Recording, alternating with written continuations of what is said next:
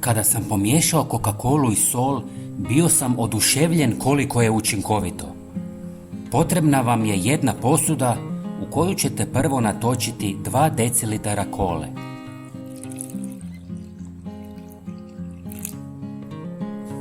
Dodajte 1 žlicu kuhinjske soli.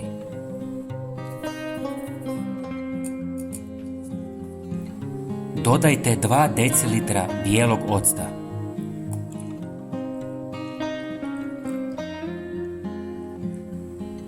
Dodajte 1 decilitar vode i ako želite, dodajte 1 žlicu deterdženta za suđe.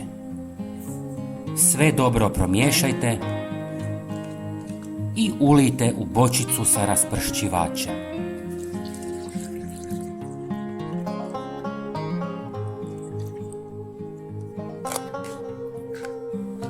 Pošpricajte u kupaoni i ostavite da djeluje 10 minuta. Kola, ocat i sol su odlični za čišćenje kupaone, WC-a i drugih površina.